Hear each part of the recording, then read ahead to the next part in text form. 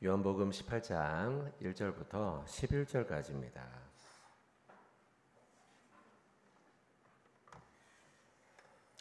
한 절씩 교독하고 마지막에 같이 합독하겠습니다. 예수께서 이 말씀을 하시고 제자들과 함께 기드론 시내 건너편으로 나가시니 그곳에 동산이 있는데 제자들과 함께 들어가시니라.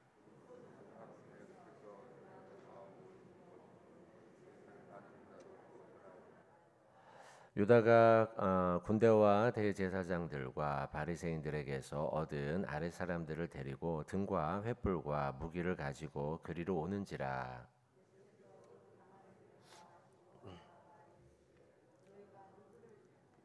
대답하되 나사렛 예수라 하거늘 이르시되 내가 그니라 하시니라.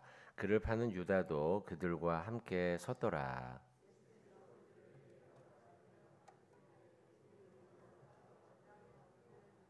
이에 다시 누구를 찾느냐고 물으신데 그들이 말하되 나사렛 예수라 하거늘.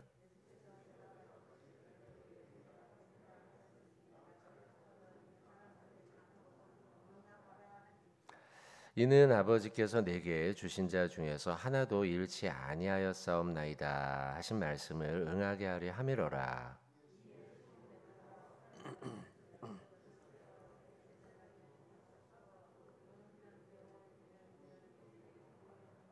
같이 합독하겠습니다. 예수께서 베드로더러 이르시되 칼을 칼집에 꽂으라. 아버지께서 주신 잔을 내가 마시지 아니하겠느냐 하시니라. 아멘. 자, 우리 성도 여러분들 옆에 분들과 함께 고난 주간이 시작이 되었는데요. 자, 말씀의 은혜 많이 받으시기 바랍니다. 인사하겠습니다. 말씀의 은혜 많이 받으시기 바랍니다. 이른 새벽부터 나오시느라고 수고 많으셨습니다. 한 주간 우리가 또 주님의 고난에 동참한다. 뭐 이 새벽에 일어나는 것만 해도 뭐 동참이죠 사실요. 그렇게 마음을 가지시고 또 오늘 말씀을 통해서 같이 은혜를 나누기를 원하는데요. 오늘 먼저 첫 번째 말씀은 하나님의 뜻에 우리가 순종해야겠다. 하나님의 말씀을 순종해야겠다. 이런 말씀이고요. 또 두 번째는 우리가 영적인 분별력을 가져야겠다. 이렇게 이제 두 가지의 주제를 좀 나누어 보도록 하겠습니다. 첫 번째 말씀입니다. 우리 말씀에 순종하고 각오를 해야겠다는 건데요. 1절에 보시면 예수께서 이 말씀을 하시고 제자들과 함께 기드론 시내 건너편으로 가셨다. 이제 기드론 시내는 예루살렘 도시죠. 예루살렘과 그 다음에 기드론 감람산 이 두 사이를 구분하는 경계와 같은 곳이었어요. 그 사이죠. 그러니까 산과 도시예요. 이 사이를 건너편으로 나가시고 그곳에 동산이 있었어요. 이 동산은 우리가 아는 겟세마네 동산을 말합니다. 이 동산이 있는데 제자들과 함께 그곳에 가셨습니다. 2절에 그곳은 가끔 예수님께서 제자들과 모이셨던 곳입니다. 그러니까 비교적 자주 갔던 곳이에요. 제자들을 데리고 그곳에 가서 기도도 하시고 그곳에서 쉬시기도 하시고 하셨던 곳입니다. 그렇기 때문에 예수님을 팔았던 2절 끝에 유다도 그곳을 알았다는 것입니다. 자, 그런데 뭐 평범하게 기록된 것 같지만 그러나 예수님에게는 평범한 구절이 아니에요. 왜냐하면 예수님은 이제 곧 당신께서 잡히시고 십자가에 죽으실 것을 알고 계셨습니다.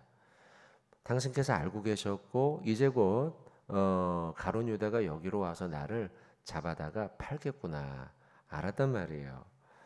배신자 가룟 유다도 그곳을 아는 장소였어요.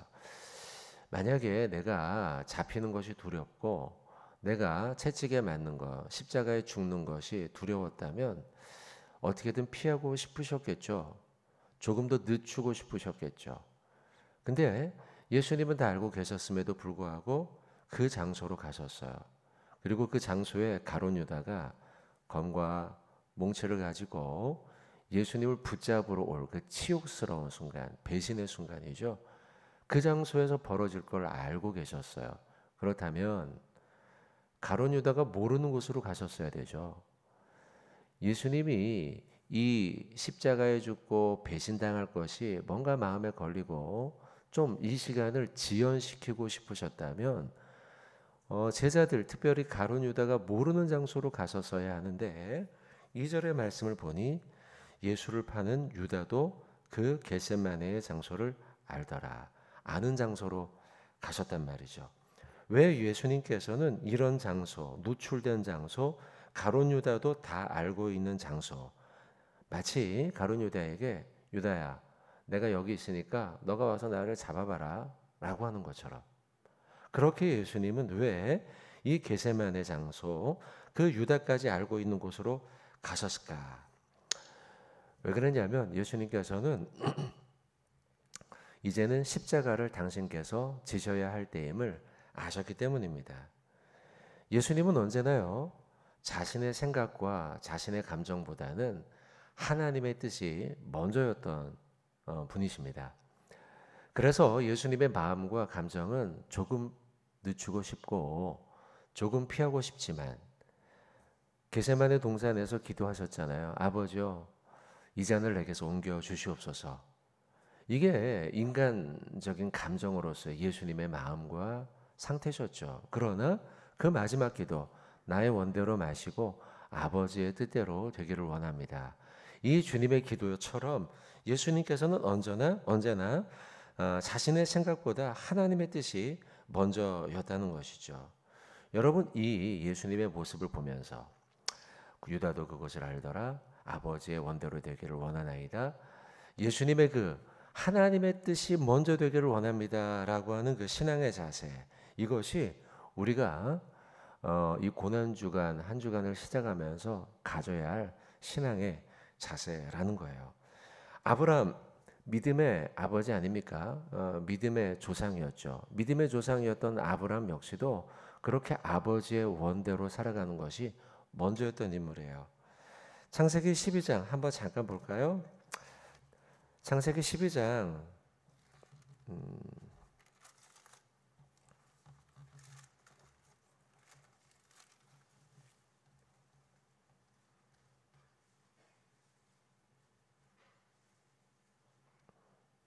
창세기 12장 1절부터 9절까지의 말씀을 보면 순종하는 아브라함의 모습이 여기에 나오고 있어요.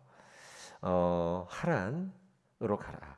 그 원래 하란에서부터 시작하여서 약속의 땅으로 옮겨가는 그 아브라함의 모습이 나오고 있는데, 자, 한번 우리 그 가운데 8절과 9절 말씀, 두 구절인데요. 같이 한번 읽어보겠습니다.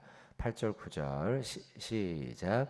거기 베델 동쪽 산으로 옮겨 장막을 치니 서쪽은 베델이요 동쪽은 아이라. 그가 그곳에서 여호와께 제단을 쌓고 여호와의 이름을 부르더니 아멘. 여러분, 고향을 버리고 낯선 땅으로 간다는 게 보통 어려운 일이 아니에요. 그곳이 어떤 곳인지 하나도 몰라요. 여러분, 우리 이 시대를 생각해 보면 우리가 이사 갈 때 이사 들어갈 집 구경 한 번도 안 하고 집을 이사하는 사람이 있습니까? 없죠. 근데 지금 거의 나라를 옮기는 일이에요. 아브라함에게 있어서는 한 번도 가지 않은 다른 나라예요. 우리가 이민을 가는데, 미국으로 이민을 가는데 미국에 한 번도 안 가보고 우리가 이사를 갈 수는 없죠. 아브라함이 지금 그런 꼴입니다. 내 고향 땅을 버리고 약속의 땅으로 가라고 하는데 말이 약속의 땅이지 한 번도 보지 않은 타국이에요. 그런데 아브라함은요, 하나님의 뜻이거든. 나의 원대로 마시고 아버지의 원대로 되기를 원합니다 라고 고백하면서 하나님의 말씀에 순종하며 나간다는 거죠.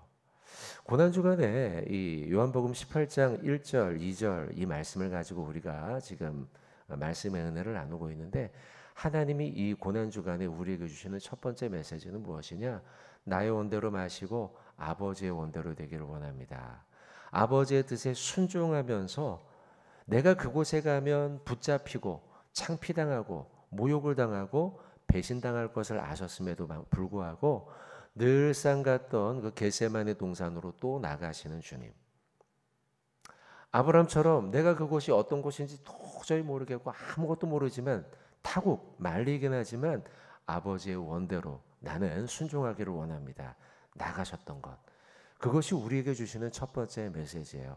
자, 사랑하는 성도 여러분들, 오늘 하루 고난주간을 시작하면서 이 고백이 있으면 좋겠어요. 나의 원대로 마시고 아버지의 원대로 되기를 원합니다. 이 고백과 결심과 순종이죠. 순종이 저와 여러분의 오늘 하루 삶 가운데 있기를 주님의 이름으로 축원드립니다. 자, 두 번째 말씀은 뒤로 쭉 넘어가서요. 4절과 5절이에요. 드디어 가룟 유다가 예수님 앞에 등장했습니다. 등장해서 사람들을 막 데리고 왔어요. 3절부터 볼까요? 3절에 보면 유다가 군대와 대제사장과 바리새인에게서 얻은 아랫사람들, 졸개들이에요. 군사들. 그들을 데리고 등과 횃불과 무기를 가지고 찾아왔어요. 가룟 유다가요. 4절에 예수님께서 그 당할 일을 아시고 잡혀가는 거죠. 그 당할 일을 다 아시고 나아가서 이르시되 너희가 누구를 찾느냐 물으십니다. 5절에 대답합니다. 나사렛 예수라 하거늘 예수님이 대답하기를 내가 그니라 하시니 그를 파는 유다도 그들과 함께 그 자리에 서 있었다. 군병들과 함께 가룟 유다가 나타났습니다. 오늘 본문에는 자세하게 기록이 안 되어 있지만 병행 본문 마태복음은 비교적 자세하게 기록을 해놨어요. 자, 마태복음 5장도 한번 보시면서 말씀 보시면 26장이에요. 마태복음 26장 49절이에요. 마태복음 26장 49절의 말씀. 48절과 49절 두 구절 우리 한번 봉독해 볼게요. 마태복음 26장 48절과 49절이요. 똑같은 병행 본문 사건인데 좀 더 자세히 기록되어 있습니다. 자, 두 구절입니다. 26장 48절, 49절 마태복음 봉독하겠습니다. 예수를 파는 자가 그들에게 군호를 짜 이르되 내가 입 맞추는 자가 그이니 그를 잡으라 한지라. 곧 예수께 나와 라비어 안녕하시옵니까 하고 입을 맞추니 누가 입을 맞췄습니까? 유다예요. 가룟 유다가 예수님 앞에 나타나서 입을 맞춥니다. 이게 어떤 입 맞춤일까요? 제가 예수님이었다면 막 소름이 돋았을 것 같아요. 그의 입 맞춤은 평안의 입 맞춤이 아니에요. 48절 읽었잖아요. 48절의 말씀처럼 군호를 짠 겁니다. 약속을 한 거예요. 그 신호가 뭐냐면 군대 신호죠. 그 군대 신호가 뭐냐면 입맞춤이에요. 아랫사람들을 데리고 오지 않았습니까? 군사들 검과 몽치를 들고요. 횃불을 들고요. 약간 좀 어두웠던 것 같아요. 잘 못 알아봤어요. 그러니까 가룟 유다가 이야기하기를 자, 이게 신호입니다. 내가 입맞출 테니 그자가 예수입니다. 잘 안 보이고 잘 모르니까 내가 입맞추는 그 대상이 예수. 당신들이 잡아갈 사람입니다. 이렇게 지금 표시를 한 거예요. 그러고 예수님께 입 맞춰요. 여러분 여기서 유다의 두 얼굴을 보게 되죠. 몇 시간 전만 해도 진짜 몇 시간 전이에요. 불과 몇 시간 전만 해도 가룟 유다는 예수님의 제자의 얼굴을 하고 있었어요. 12제자. 근데 지금 몇 시간 후 그는 지금 예수님을 파는 배신자의 얼굴을 하고 있죠. 근데 입 맞추는 그 순간은요. 이게 아마도 제자들의 눈에는 가룟 유다가 오랜만에 어디 나갔다가 와서 다시 예수님을 봐서 반가워서 입 맞추나 헷갈렸을 거란 말이에요. 도대체 가룟 유다의 진짜 얼굴은 뭐냐는 거죠. 예수님 편입니까? 아니면 사단의 편입니까? 헷갈려요. 도대체 누구 편인지 잘 모르겠어요. 예수님은 알고 계시죠. 사실 그리고 예수님은 과거에도 성경은 과거에도 그가 어떤 자인지 기록해 놨어요. 오늘이 우리가 보는 요한복음이죠. 요한복음 18장을 보고 있는데 요한복음의 앞부분을 한번 볼까요? 6장을 한번 보세요. 요한복음 6장. 그가 어떤 편인지 기록해 놨어요. 요한복음 6장 70절입니다.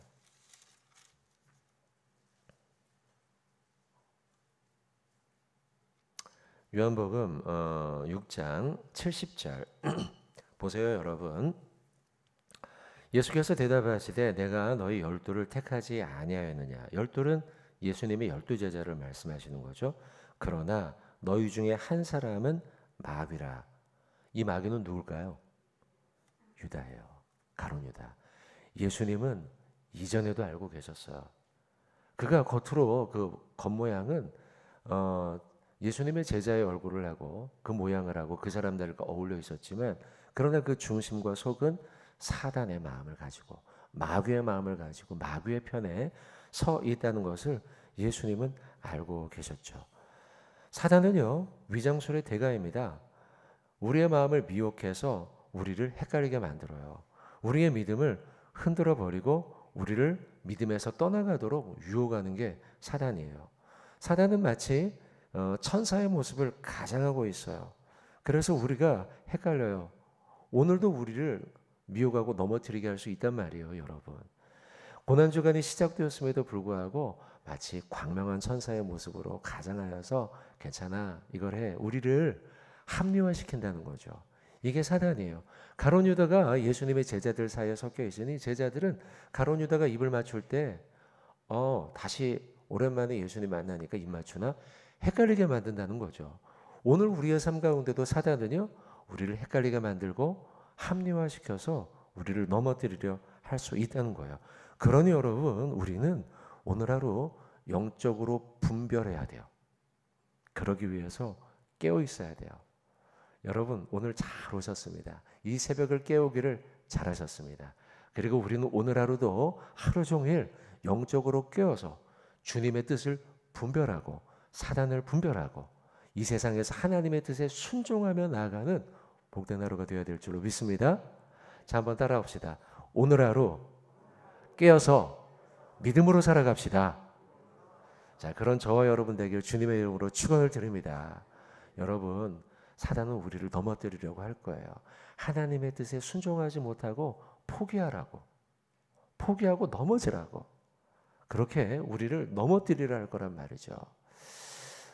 저하고 아주 가까운 목사님이 이야기를 하고 말씀을 좀 맺고, 그러고 난 다음 기도 제목 중 우리 같이 아멘 아멘 하고, 그리고 찬양도 한 곡 부르고 같이 기도하고 마치려고 하는데요. 제가 이제 충영교회 부목사로 있었잖아요. 저하고 아주 지금도 가까운 목사님이고, 근데 이제 그 목사님이 저희 앞집에서 같이 살았어요. 그 사택 앞집에 같이 사셨는데, 저는 이제 충영교회 사역하다가 이제 사랑의 교회 가서 부목사 생활을 했고, 그 사이 이제 목사님 계속 충영교회에 있다가 그러다가 뉴질랜드에 있는 한인교회로부터 그 부름을 받아서 이제 그곳에서 담임 목회를 하게 됐어요. 그 사이에서도 서로 왕래하고 서로 연락하고 그러고 아주 가까운 교제를 나누는데요. 근데 이제 한인교회가 생각보다 그렇게 쉽지가 않았습니다. 목회가요. 어려웠어요. 한 3, 4년 정도 목회를 하시고서는 이제 한국으로 들어오시게 됐어요. 근데 한국으로 들어오시면서 임지가 없는 상태로 들어오게 됐습니다. 그래서 부산에서 이제 혹시 반주도 좀 가능한가요? 네. 그 임지가 없는 상태에서 왔기 때문에 부산에 이제 사모님의 처가댁이 있었어요. 그래서 거기에서 더부 살았습니다. 그러니까 사모님의 오빠 집이죠. 오빠 집에서 더부 살다 보니 들어와서 아마도 생각했겠죠. 목사님은 처음에 한 1, 2년 정도 기도하고 기다리면 임지가 생기겠지, 이렇게 생각을 하고 들어오셨는데요. 그렇게 또 임지를 구하는 게 쉬운 일이 아닙니다. 하나님의 뜻도 있어야 되고 때도 맞아야 되고, 근데 그렇게 1년, 2년 정도 기다리면 될 줄로 생각을 했는데 시간이 웬 걸요. 1년이 지나고 2년이 지나고 3년이 지나도 임지가 없는 거예요. 근데 지금 살고 있는 집이 그 아내 오빠 집이잖아요. 얼마나 눈치가 보였겠습니까? 근데 목사도 처음에 20대, 30대 때 부름을 받지만 너 나의 애를 감당해라, 이렇게 부름을 받지만 환경과 상황이 여의치가 않으면 참 어려워요. 그 당시에 입고 가자마자 첫째 아이가 대학을 들어가야 되는데 그것도 참 어려웠고 또 상처도 있는 상태에서 한국으로 들어왔으니 그 아이의 믿음을 지키는 것도 참 어렵고 입시도 어렵고 둘째 아들 녀석도 이제 공부를 가르쳐야 하는데 이 뭐 수입이 없지 않습니까? 그러니 1년 2년이면 될 줄 알았는데 웬걸 시간이 지나도록 이게 풀리지 않으니 너무 어려웠어요. 그러면서 어쩔 수 없이 사모님은 이제 일터로 나가고요. 일터로 나가서 안 하던 일을 배워서 또 식당에 가서 일도 하시고 또 이제 목사님은 파트타임으로 일을 하다가 그러다가 또 아이들 또 공부도 가르쳐야 되고 하니 어쩔 수 없이 이제 운전도 하고 버스 운전도 하고 제가 그걸 다 알고 있었죠. 교제도 하고 저도 휴가만 되면 그래서 일부러 부산에 내려가서 그 목사님과 만나서 휴가 기간을 같이 보내고 그랬었어요. 근데 그러던 중에 오늘 같이 한번 부를 찬양인데요. 같이 휴가를 내려가서 목사님이 이 찬양을 그렇게 막 열심히 부르는 겁니다. 뭐냐면 내 모습 이대로예요. 내 모습 이대로 사랑하시네. 가사가 이래요. 한번 가사 보여주시면 내 모습 이대로 사랑하시네. 연약함 그대로 사랑하시네. 나의 모든 발걸음 주가 아시나니 날 인도하소서. 차 안에서 요거 F키로 한번 해주시면 감사하겠습니다. 차 안에서 같이 제 차에서 같이 차를 타고 휴가를 가서 이 찬양을 막 차에서 틀어놓고 그러고서 이제 막 같이 따라 부르는데 그 목사님이 이 찬양을 막 목소리가 엄청 커요. 엄청 목소리 큰데 이거를 막 가사를 부르는데 제 마음이 쿵 하더라고요.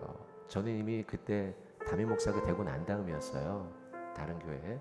저는 임지를 구해서 벌써 2년 3년 이렇게 됐는데 이분은 한국에 들어와서 임지를 못 구하고 버스 운전을 하고 사모님은 식당에 나가서 일을 하고 그럼에도 불구하고 하나님이 나를 부르신 것에 대해서 포기하지 않으시더라고요. 포기하는 분도 많거든요, 여러분. 그리고 그냥 다른 길을 가는 분도 많은데 근데 3년, 4년이 지나도록 포기하지 않고 그분의 신앙의 고백 같더라고요. 나의 이런 모습도 주님이 다 사랑하시고 나의 연약함도 그대로 다 사랑하시고 나의 발걸음을 주님이 다 아시나니 나를 인도하소서. 그분이 마치 찬양과 고백 같았어요. 그리고 후렴이 이렇게 돼요. 주의 날개 아래 거하는 것, 주의 임재 아래 거하는 것. 비록 내가 지금은 운전을 하고 있고 비록 내가 지금은 식당에 나가서 일하지만 그것도 좋아.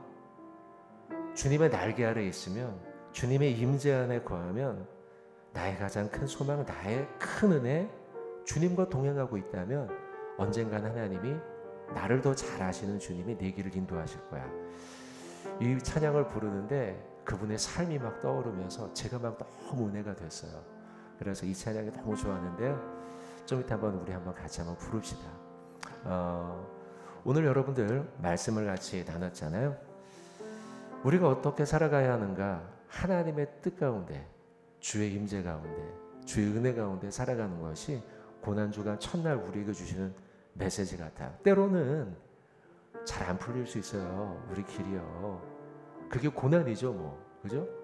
잘 안 되고 내 생각처럼 인생 길이 잘 안 풀려서 너무 어려워요. 나는 믿음대로 산다고 했는데 그럴 수 있잖아요. 그게 고난이죠. 그때 우리가 어떤 고백을 해야 할까? 주의 임재 아래 거하고 주의 날개 아래 거하고 주님 뜻 안에 살고 있다면, 주님 말씀에 순종하고 있다면 그것만으로도 좋습니다.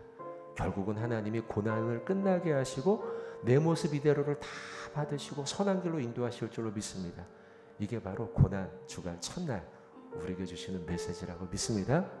자, 여러분 같이 우리 기도 제목 하나님께 올려드리고 같이 한번 찬양하고 기도하겠습니다.